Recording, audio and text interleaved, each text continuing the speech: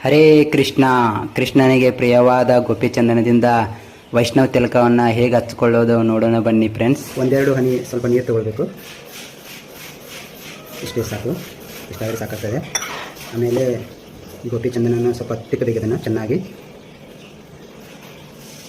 ಜಾಸ್ತಿ ನೀರು ಹಾಕೋಬೇಡಿ, ತುಂಬಾ ತೆಳ್ಳಕಂದರೆ ಬರೋದು ಕೊಂಡೋಗಿಲ್ಲ ಅದು. ಅದಕ್ಕೆ ಸ್ವಲ್ಪ ನೀರು ತೊಗೊಂಡು ಈ ಥರ ತಿಕ್ಕಬೇಕು. ಅದನ್ನು ಪೂರ ಒಂಥರ ಲೇಪನ ಬರಬೇಕು. ಅದು ಲೇಪನ ಆಗ್ತದೆ ಅದು ಅಂಥದ್ದಲ್ಲ. ಈಗ ಇದನ್ನು ತಗೊಳ್ಬೇಕು, ಕೈಯಲ್ಲಿ ಹಂಚ್ಕೊಳ್ಬೇಕು. ನೋಡಿ, ಈಗ ಒಂದು ಮಂತ್ರ ಇದೆ ಕೃಷ್ಣಂದ. ಆ ಕೃಷ್ಣನ ಮಂತ್ರ ಹೇಳ್ತಾ ಈ ತಿಲಕನ ಹಚ್ಚಬೇಕು.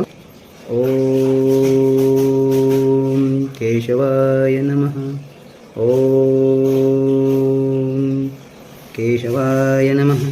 ಆಮೇಲೆ ತುಳಸಿ ಎಲೆಯನ್ನು ಹಚ್ಕೊಳ್ಳೋದು. ತುಳಸಿ ಮಾತೆಯನ್ನು ಹಚ್ಚಬೇಕು. ಓಂ ಕೇಶವಾಯ ನಮಃ.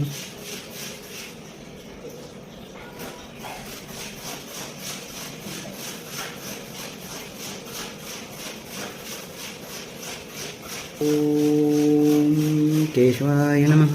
ಈ ಥರ ಕೃಷ್ಣನ ತಿಲಕವನ್ನು ಹಚ್ಕೋಬೇಕಾಗ್ತದೆ. ನೋಡಿದ್ರಲ್ಲ, ತಿಲಕ ಹಚ್ಚೋದು ತುಂಬ ಸರಳ ಇದೆ. ಹರೇ ಕೃಷ್ಣ.